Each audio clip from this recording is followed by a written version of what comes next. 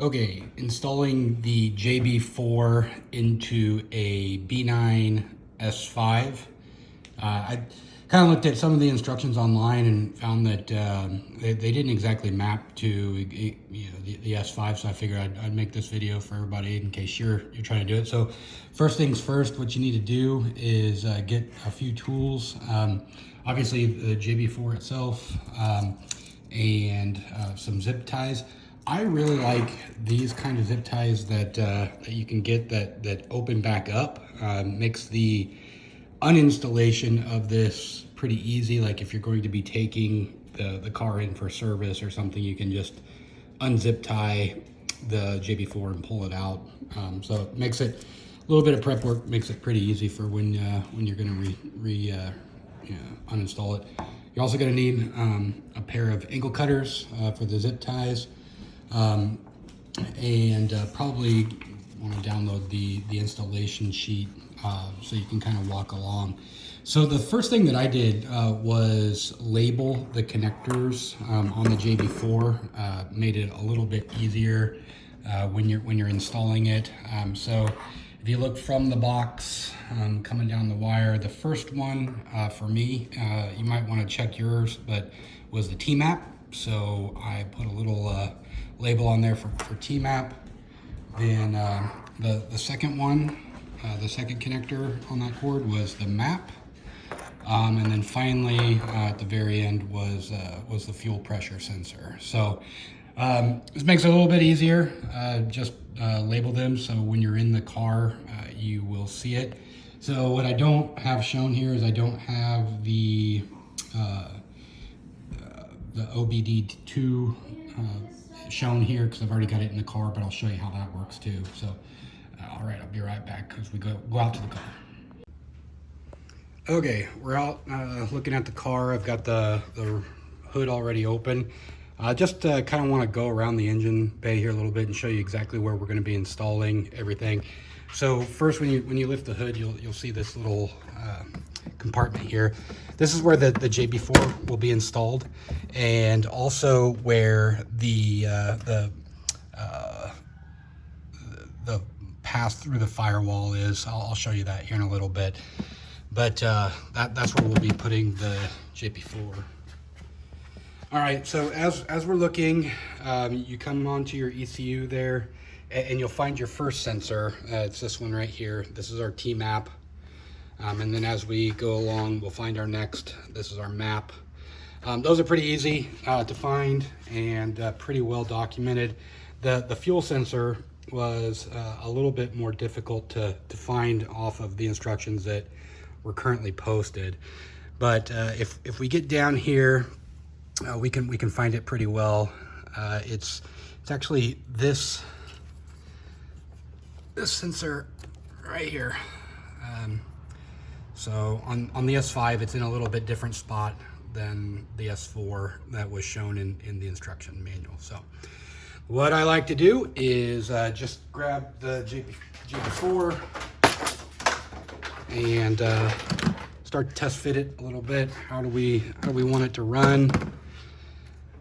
And start to get a look at the wires here. So you'll find that we've got plenty of extra slack here, and then we'll line up our T-map. So the way this works is, essentially it just connects to one side, and then you reconnect the sensor. Doing this one-handed is going to be a bit of a trick, but see what I can figure out. Okay, the first sensor we're going to replace or inject into is T-map. We just lift this gray switch out, pull the sensor out, one-handed. There we go. So as you can see, I've got the T-map sensor disconnected. So what we're going to do is we're just going to connect JB4, connect it in there, and then we take the wire that was previously connected and connect it right there at that same junction on that other connector. Let's see if I can do this.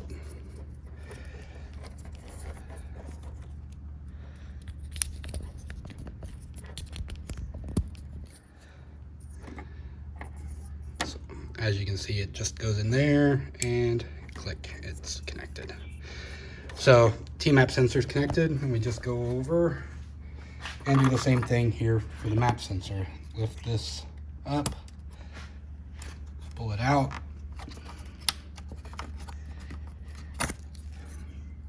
Okay. JB4 map sensor connects, and then we just connect this one.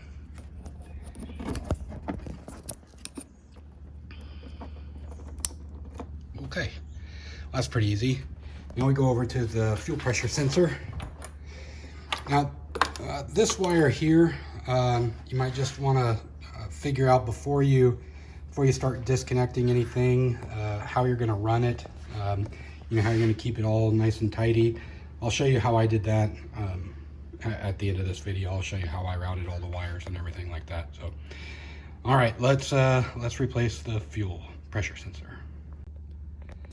All right, this one's a little bit more difficult than the others, so that might be why we haven't seen many videos about this. But the way this works is you just lift this little lever up, but that's not enough. You actually need to depress a little button, use a flathead screwdriver or something to get in there and depress that little button. It's very difficult to show this on video, but get in there and press that little button, and then it should just come off like that. And then we just connect it just like we would with the other ones. I'm not gonna be able to show that just because I need two hands to do this, so I'll be right back. Okay, so I've got everything plugged in there. You can see there's the fuel pressure sensor. I went ahead and routed the wire that was coming in front here underneath the air hose. And just, you know, as you're doing this, be thinking about how we're going to clean everything up and make it nice and tidy. I'm going to go ahead and use my zip ties, clean this all up, and then when I come back, I'll show you getting through the firewall. Okay, so here's how my routing looks like. So right off that fuel pressure sensor, come up here, and I'm just using one of those zip ties there. So, you know, to get it in that hole, you know, just a little tricky, but you can figure it out. Just bend the zip tie, and, you know, maybe use some smaller screwdrivers or whatever. You can figure that out. Then I just kind of tuck it underneath here, make a jump down here, quick zip tie there. You know, zip tie, just keep everything kind of clean and just kind of follow the path here. Now, one thing I forgot to mention in the earlier video, I'd already pulled this stripping back here, but this is how we're going to get the unit actually into this compartment here. Is so this little stripping here, you can just here at this corner pull it off. That brings that out, and you can lift this up and kind of throw this thing in here for now. And then work on how you're gonna route the cables. I'll probably do something like that, and then we'll connect the OBD2 connection, and we'll be almost done. And just to show you, that's inside this compartment here. It's down there. Mine's marked with that blue tape, so that's where that grommet is. Let me show you on the inside where that's at. That's kind of difficult to get to. On the inside is, and on the S5, a lot of the instructions I saw had you pull off a panel, and that's not actually needed for what we're going to be doing here in the S5. So if you come up here, you'll find this fabric hole, and I didn't have to pull off any panel or anything like that. The hole's just there. And if you reach your hand up and go to the left side, you'll find that same rubber grommet that we were looking at earlier. You can feel where a big bundle of wires is going through there. So essentially, you know, you're just going to need to use some fish tape or a hanger or something to push that wire, the OBD2 wire through there, so that we can plug it in. And that's really all you need to do. It's actually not that difficult. Okay, so you got your wire through the firewall. Good job. That was easy. You just need to connect it. If you look at the connector here, you'll see that it's got three populated inserts there, and you're going to want to use the one that has the top there and connect it into the brown and green wire there, just like so.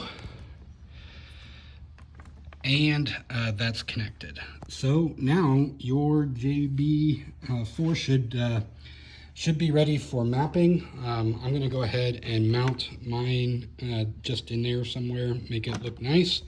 We'll be all done. Okay, so let's take a look at it all put back together. So a couple last things you want to do. Let me show you how I ended up mounting it in here. Just kind of zip tied it in there, made it look all nice.